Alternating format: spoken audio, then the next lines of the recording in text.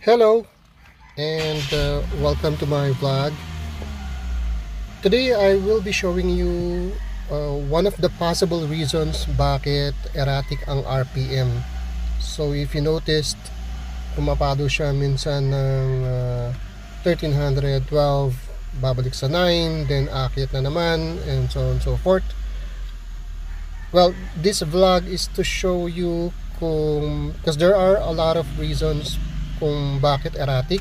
It could be madumi na yung throttle body mismo.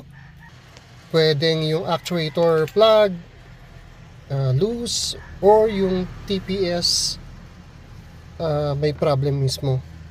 So let me show you where they are located. So ayan yung TPS. Ito yung actuator. Ayan yung actuator plug. Yung nakikita nyo yung isang buong assembly is the throttle position or throttle body, sorry. So papakita ko sa inyo yung throttle position sensor nasa gilid. If you notice, nalagyan ko ng markings yung mga white spots na yon. Kasi later on I'll show you kung paano ko DIY yung plug, which is that.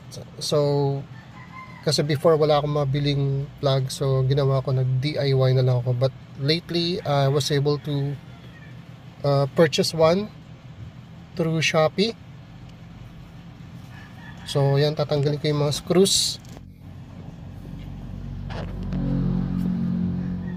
Reason kung bakit tatanggalin ko siya, wanna make sure na match yung nabili kong plug.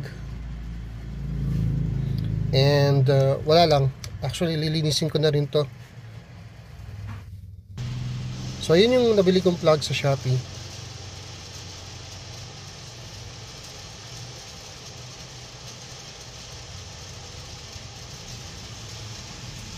And yung one hand technique, gaya natin si Doc Chris.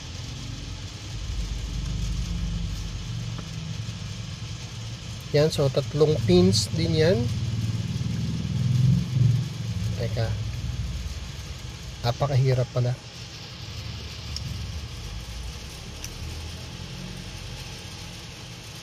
Just tinuod ay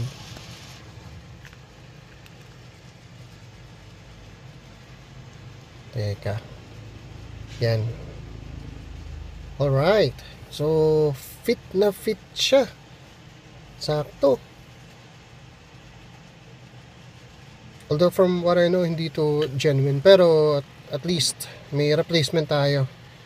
Kumpara naman dito sa na DIY ko na ang pangit tignan. So yeah, let's do this. Time for your replacement. And again, maraming causes yan, but sa akin, ang suspesya ko, etong plug ang nagiging problema.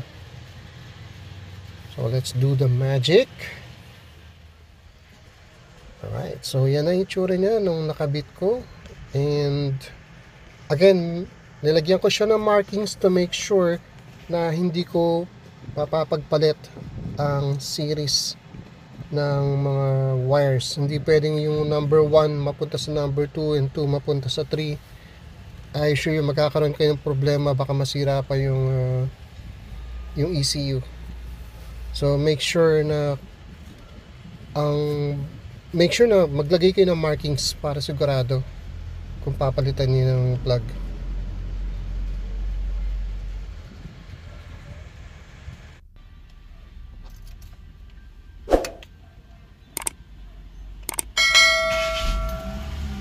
Okay, so see is to believe. Alright, so stable na ang RPM natin. And hindi na siya kind of cold start kasi kanina ni-start ko na siya. Medyo uminit ng konti na rin yung makina, so sa 60 na yung temperature niya, if noticed. And check ko dito sa OBD scanner ko kung may ibang fault code na makikita. Okay, so far yan yung speed sensor kasi sira yung speedometer nito. So other than that, wala na akong makitang fault code. So I guess okay.